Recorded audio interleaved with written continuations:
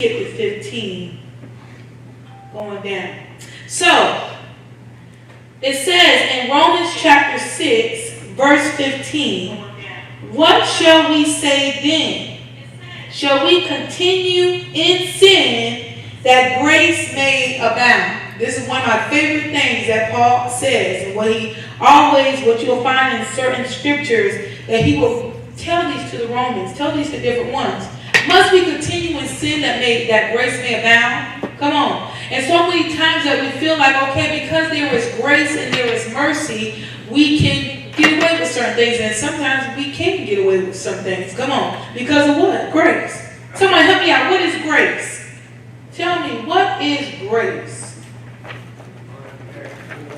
Unmerited favor. And what does that mean?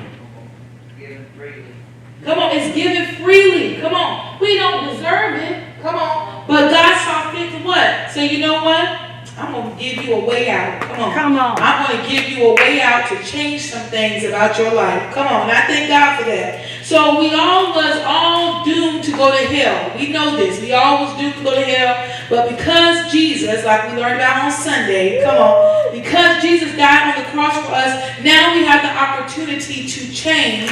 Now we have the opportunity to what? Make it to the kingdom of heaven.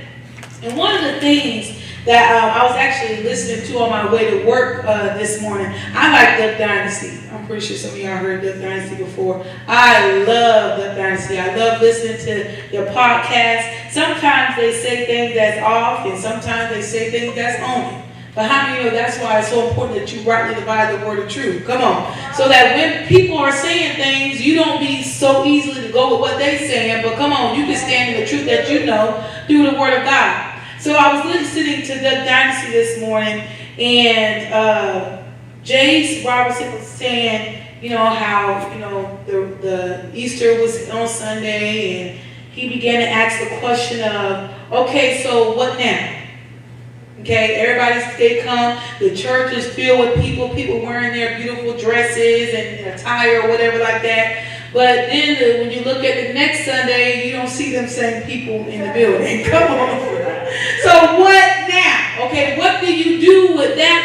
Are you taking it serious enough? And I love that because they began to raise up a dialogue that says, okay, is it that they truly, and not everybody's like this, of course you get people that come out of town, they come, we're not talking about them people, but we're talking about the people that you probably only see go to church maybe once or twice in a year. Come on.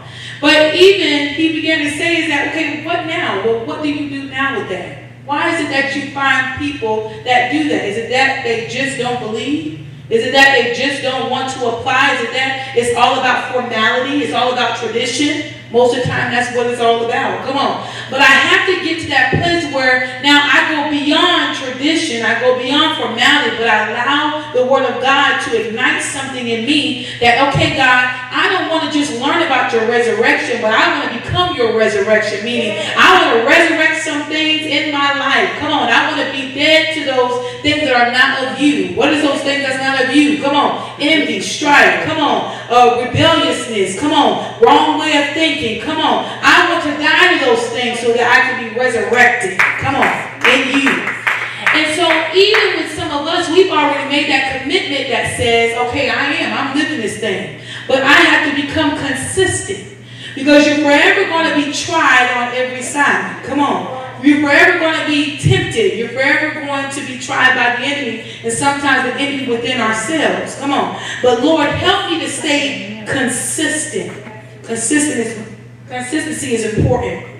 So, coming back to chapter 6 and verse 1, so he began to tell them, must we continue in sin that grace abound? Are you taking it for granted? Basically what they're saying. Because we have grace now you feel like, okay, we can do whatever we want. Okay, I can slip and slide. The thing is, we don't have like Pastor always say, we don't have a monopoly on debt. Okay, we don't have, you can go in and out, but you can only go in and out for so long. Come on. Because it says in the Word of God that the wages of sin is what? Death. Is death. The wages of sin is death. So, it says that grace may abound. And then what does he say in verse 2? God forbid. God forbid. How shall we that are dead to sin live any longer in it. I call myself a Christian. I call myself to have changed. But how in the world am I going to call myself a Christian and I've changed if I keep dipping and dabbing in it? Come on. Keep dipping and dabbing in sin. Come on. Not changing my attitude. Come on. Not getting rid of unforgiveness. Come on. Not getting rid of those things that I know that doesn't sit right within my spirit. I know God don't like. So he says, what again? God forbid, how shall we that are dead to sin live any longer in it? Well, let's go away from grace real quick. Let's talk about the Old Testament. How did they get rid of sin in the Old Testament? I'm trying to find my paper so I know it's somewhere in here. How did they get rid of sin in the Old Testament? Huh? They stoned you. Come on. They didn't waste no time. Back in the days, they were ruthless. Come on. And we know that grace, God gave grace to whom he chose in the Old Testament. But for the most part, look, God wasn't playing. So he stoned them. When there was sin that was in the camp, come on, don't waste your time. You got to get rid of it. In fact, let's go ahead and read one of those scriptures. Yes, ma'am? A lot of times he didn't only stone them, but he burned them up. Ooh, let's go ahead and because that's like the sin. I think like was it the sins of Achan? You know, yes, he that's burned right. the whole family and all their possessions, Yes. everything that was tied to him, and burned it all up to get rid of it. That's the truth. Now, just to know that, now you looking at in those days, they knew what was going to happen. But still, that didn't stop them from sinning. Come on. So we find them living in the same old cycle over and over again that you will find through time. But what I love is that there was always somebody that can prove that you can live this thing. We have a couple of them. Elijah was one of them. Elisha was one of them. Job was one of them. Abraham was one of them. Come on. And so on. And so I want to go to, let's talk about the stoning. Deuteronomy chapter 17. Let's read that. That's all about. So Deuteronomy chapter 17 in verse 2. Verse 2. And it reads, if there is found among you within any of your gates, which the Lord your God gives you, a man or a woman who has been wicked in the sight of the Lord your God, in transgressing his covenant, who has gone and served other gods and worshipped them, either the sun or the moon or any of the hosts of heaven. So they're going and they're worshiping idol gods. Come on. Now, we might not be worshiping those moons and suns right now, and I'm pretty sure that there's somewhere in this world that people are doing that. But what becomes our idols? Come on. Our job can be our idols.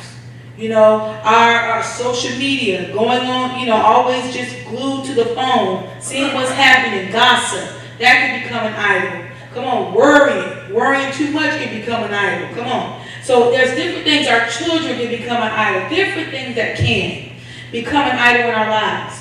So let's continue to read. Let's go to verse 4. And it is told you and you hear of it, then you shall inquire diligently. So God is trying to tell them, if you hear of the sin that that person is doing, what are you going to do? Ignore it?